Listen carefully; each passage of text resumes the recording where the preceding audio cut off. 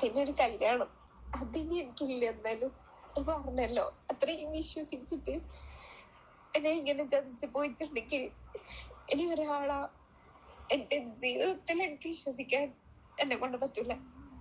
എനിക്കിപ്പോ സത്യത്തില് എല്ലാവരെയും ഉള്ളോണ്ട് എന്തോ ഒരു പേടിയാണ്. എല്ലാവരോടും എന്തെങ്കിലും പറയാനും ചോദിക്കാനും പറ്റുമെങ്കിലും എനിക്ക് എങ്ങനെ ഒരു റീൽ ചെയ്തരാൻ പറ്റുമോ?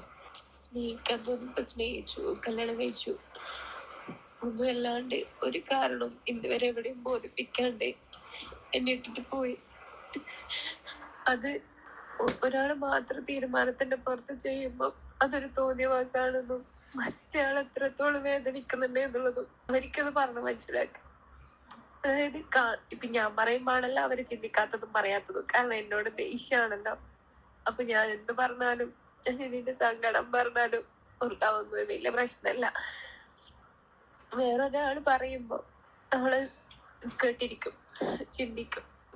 മരണത്തെ ആഗ്രഹിക്കാൻ പാടില്ല എന്ന് പടച്ചോൻ പറഞ്ഞിട്ടുണ്ട്. പക്ഷെ എന്നാലും ഞാൻ അള്ളാഹിനോട് പല പ്രാവശ്യം പറയും, ഡിവോഴ്സ് നടക്കുകയാണെങ്കിൽ എത്രയും പെട്ടെന്ന് പടച്ചോനെ അങ്ങ് വിളിക്കണേ എന്നുള്ളത്.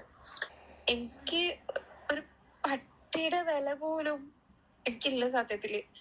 സ്വന്തം ഉപ്പയും ഉമ്മയും എന്താണ് പറയുന്നത് അത് മാത്രമേ കേൾക്കാനും അക്സെപ്റ്റ് ചെയ്യാനുള്ള മനസ്സോർക്കുള്ളൂ. എന്റെ സ്വപ്നങ്ങളാണ് ഒരു കാരണവും ഇല്ലാണ്ട് മൊത്തത്തിൽ ഇല്ലാണ്ടാക്കിട്ട് പോയ ആൾക്കാരാണ് അവര്. എനിക്ക് അവളെ ഇനി വേണ്ട എന്ന് തീരുമാനിച്ചത് കൊണ്ടാണ് അവർ എന്നെ ഒഴിവാക്കിയത്.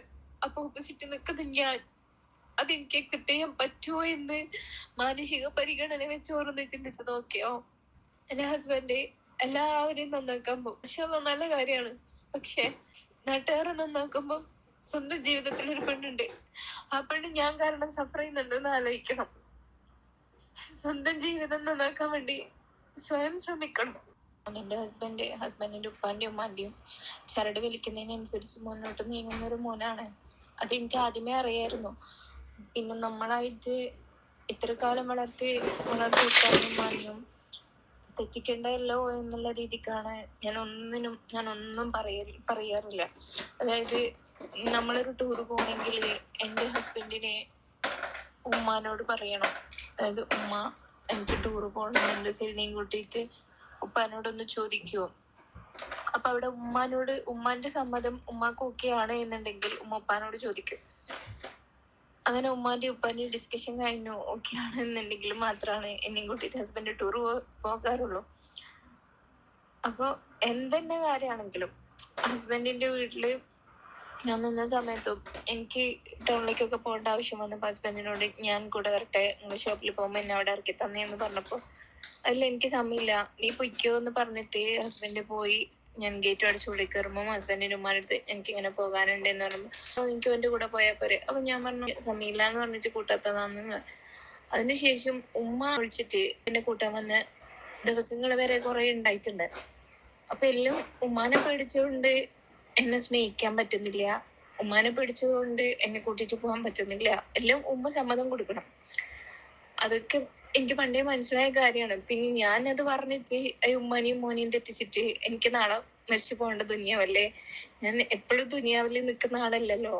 നാളെ മരിച്ച ആഹ്ലത്തിൽ പോയിക്കാൻ പഠിച്ചവൻ എന്നോട് ചോദിക്കും, നീ എന്തിനാണ് ഉമ്മാനെയും മോനെയും തെറ്റിച്ചെന്നുള്ളത്. ഞാനൊന്ന് ചോദിച്ചോട്ടെ, ഈ സ്വന്തം മക്കളെ കാര്യത്തിലാണ് പെൺമക്കളെ കാര്യത്തിലാണ് വന്നതെങ്കിൽ പാപ്പിളുടെ അടുത്ത് പറയോ, പാപ്പിളെ എന്റെ മോൾ അങ്ങനെയാണ് കൊണ്ട് നീ ഓളിട്ടിട്ട് പൊയ്ക്കോ എന്നുള്ളത്? ഒരു ചെയ്തത് ശരിയാണോ? അവരെന്തുകൊണ്ട് ഒരു മാനസിക പരിഗണന വെച്ചിട്ട് പോലും എന്നെ എന്തുകൊണ്ട് കണ്ടില്ല? നബിയോടൊരു സ്വഹാബി വന്ന് ചോദിച്ച് ലോകത്തിലെ ഏറ്റവും നല്ല മനുഷ്യൻ ആരാണെന്ന്. നബി പറഞ്ഞു, സ്വന്തം ഭാര്യയോട് ഏറ്റവും നല്ല രീതിയിൽ പെരുമാറുന്നവനാണ് ലോകത്തിലെ ഏറ്റവും നല്ല മനുഷ്യനെന്ന്. എൻ്റെ പൊന്നു മോനെ, നിനക്ക് വാപ്പയും ഉമ്മയും മതിയെങ്കിൽ അത് മതി. ഇനി വീട്ടുജോലിക്ക് ഒരാൾ വേണോ? വീട്ടുജോലിക്ക് ആളെ വെക്കുക, കാമം തീർക്കണ, പോയിട്ട് വേശ്യകളായിട്ട് ചെയ്യടാ. അല്ലാണ്ട് കുടുംബത്തിൽ പിറന്ന പെണ്ണിനെ കൊണ്ടുവന്ന് കാമം തീർക്കാനും വീട്ടുജോലി ചെയ്യാനും മാത്രമല്ല കല്യാണം കഴിക്കുന്നത്. ഭാര്യയെ ഭാര്യയായി കാണാൻ പറ്റിയില്ലെങ്കിൽ നീ കല്യാണം കഴിക്കണ്ട. ഞാൻ ഈ പറഞ്ഞ പരിപാടി ചെയ്താൽ മതി. അതാണ് അതിനേക്കാൾ നല്ലത്. പാവപ്പെട്ടൊരു പെൺകുട്ടിയെ കല്യാണം കഴിച്ച് അവരുടെ വിഷമങ്ങളും അവരെ കേൾക്കാതെ, ഒരു ഭാര്യയ്ക്ക് കൊടുക്കേണ്ട മാനസിക പരിഗണന കൊടുക്കാതെ പീഡിപ്പിക്കുന്നതിനേക്കാൾ എത്രയോ നല്ലതാണത്. ഉപ്പായും ഉമ്മായും സ്നേഹിക്കണ്ടെന്ന് ആരും പറയില്ല. പക്ഷേ പേരൻസിന് കൊടുക്കേണ്ട സ്നേഹം പേരൻസിന് കൊടുക്കണം. സ്വന്തം ഭാര്യയ്ക്ക് കൊടുക്കേണ്ട സ്നേഹം ഭാര്യയ്ക്ക് തന്നെ കൊടുക്കണം. രണ്ടും രണ്ടാണ് എന്ന് തിരിച്ചറിയാനുള്ള ബുദ്ധിയെങ്കിലും മിനിമം ഈ കല്യാണം കഴിക്കുന്ന വ്യക്തിക്ക് വേണം. നീ എഴുതി വെച്ചോ, ഈ പെൺകുട്ടിയുടെ കണ്ണീരിന് ഒരു കാലത്ത് നീ വില പറയേണ്ടി വരും. അത് അനുഭവിക്കും, അതിലൊരു സംശയമില്ല. നീ നെഞ്ചോട് ചേർത്ത് വെച്ച പെങ്ങളായാലും ഉപ്പയായും ഉമ്മായാലും അവരെന്താണ് നിന്നോട് ചെയ്തതെന്നതിൻ്റെ യാഥാർത്ഥ്യം നീ തിരിച്ചറിയും. അന്ന് നീ നിന്റെ ഭാര്യയുടെ വില എന്തായിരുന്നെന്ന് നീ മനസ്സിലാക്കാതെ പോവില്ല. ഇതൊന്നല്ല, ഒരുപാട് കാര്യങ്ങൾ ഞാൻ തന്നെ അന്തം വിട്ടു പോയി. അങ്ങനെയുള്ള ഒരുപാട് കാര്യങ്ങൾ എനിക്കറിയാനായിട്ട് സാധിച്ചു. ഇതേപോലുള്ള മൊണ്ണകളോട് എനിക്ക് പറയാനുള്ളത്, നിങ്ങൾക്ക് ഉമ്മിപ്പി മതിയാ, അങ്ങനെ ജീവിക്ക്.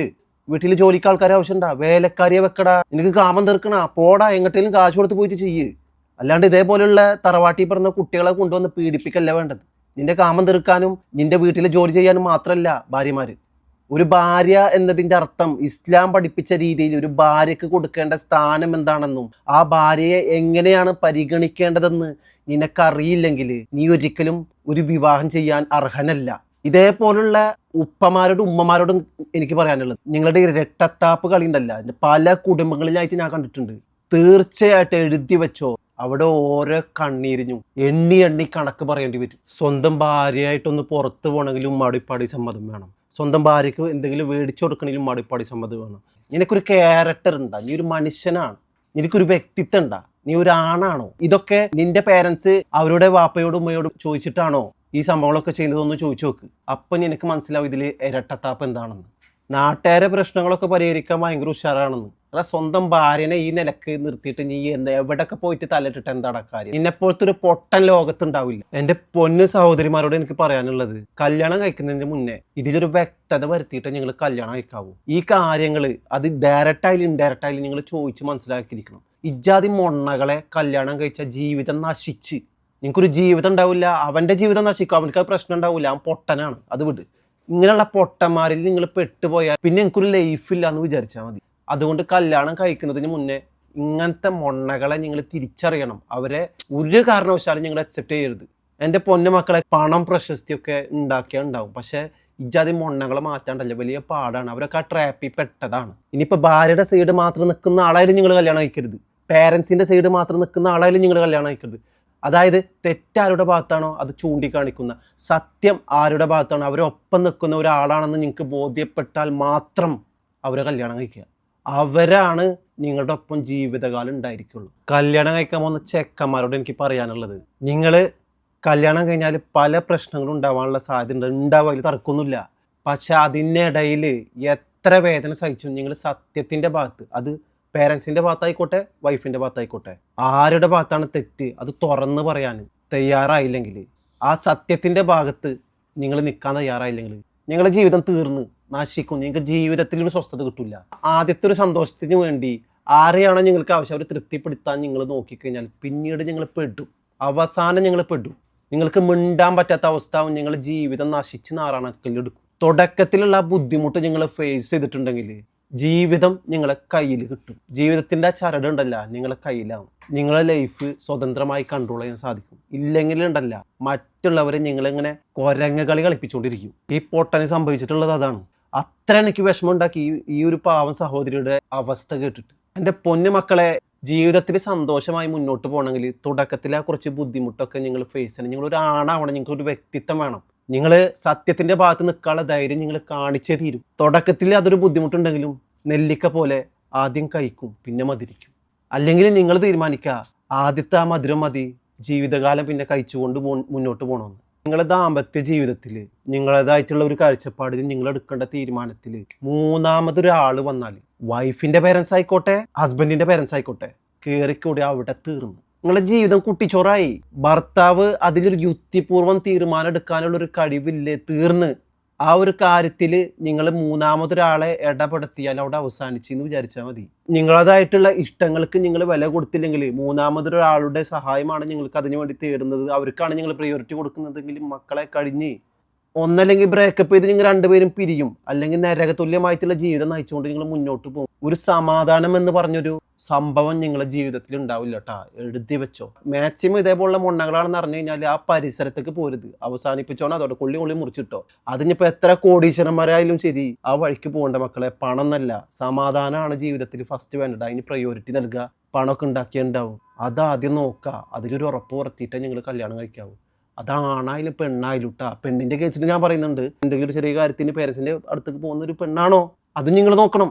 ഒരിക്കലും അടുപ്പിക്കരുത് ജീവിതത്തിൽ കേട്ടാ. പേരൻസിനെ സ്നേഹിക്കുന്നതല്ല, സ്നേഹിക്കണം, പക്ഷെ നിങ്ങളുടേതായിട്ടുള്ള പേഴ്സണൽ സ്പേസിൽ നിങ്ങളുടേതായിട്ടുള്ള ഇമ്പോർട്ടൻ്റ് ആയിട്ടുള്ള കാര്യങ്ങൾക്ക് പേരൻസിന്റെ തീരുമാനങ്ങൾ അനുസരിച്ച് മുന്നോട്ട് പോകുന്ന ഒരു വ്യക്തിയാണോ, കഴിഞ്ഞ കഥ. ആണായാലും പെണ്ണായാലും ലൈഫിൽ അടുപ്പിക്കരുത്, തീർന്നു. പേരൻസിന് അതിൻ്റെതായിട്ടുള്ള സ്ഥാനമുണ്ട്, അത് അവർക്ക് കൊടുക്കണം. പക്ഷേ നിങ്ങളുടേതായിട്ടുള്ള പേഴ്സണൽ സ്പേസിൽ അവർ കടന്നു കയറുന്നത് ഒരാളെയും, പേരൻസ് എന്നല്ല, ഒരാളെയും അടുപ്പിക്കരുത്. അത്രേ ഉള്ളൂ. ഈ സഹോദരിയോട് എനിക്ക് പറയാനുള്ളത്, എൻ്റെ പൊന്നു പെങ്ങളെ രക്ഷപ്പെട്ടെന്ന് കരുതിയാൽ മതി. മറക്കേണ്ടവർ ചിലരൊക്കെ നമ്മളെ ജീവിതത്തിൽ നിന്ന് ഒഴിഞ്ഞു പോകുന്നത് നല്ലതിനാണ്. നമ്മൾക്ക് വില തരാത്തവരുടെ മുന്നിൽ ജീവിച്ച് കാണിച്ചു കൊടുക്കുക, അല്ലാണ്ട് ജീവിതത്തിൽ ഒളിച്ചോടല്ല വേണ്ടത്. ജീവിതത്തിൽ പ്രശ്നങ്ങൾ പരിഹരിച്ചുകൊണ്ട് തന്നെയാണ് എല്ലാവരും മുന്നോട്ട് പോകുന്നത്. എല്ലാവരുടെ ദാമ്പത്യ ജീവിതത്തിലും പ്രശ്നങ്ങളുണ്ട്, ഇല്ലാത്തൊരു മനുഷ്യരില്ല. അതൊക്കെ പരിഹരിച്ച് മുന്നോട്ട് പോകുന്നു. പരിഹരിക്കാൻ പറ്റാത്ത സിറ്റുവേഷനിലുള്ളവർ ബ്രേക്കപ്പായിട്ട് പോകുന്നു. ഇപ്പോൾ ജീവൻ അപർണയുടെ കാര്യം തന്നെ കണ്ടില്ലേ, അത്രയും ഐഡിയൽ കപ്പിളായിരുന്നു. അവർ പരസ്പരം സമ്മതത്തോടു കൂടി പിരിഞ്ഞു പോണ്. എന്തോ അവരോട് പേഴ്സണൽ ആയിട്ടുള്ള വിഷയങ്ങളുണ്ട്. ഒരു പുതിയ ജീവിതം തുടങ്ങാണ്.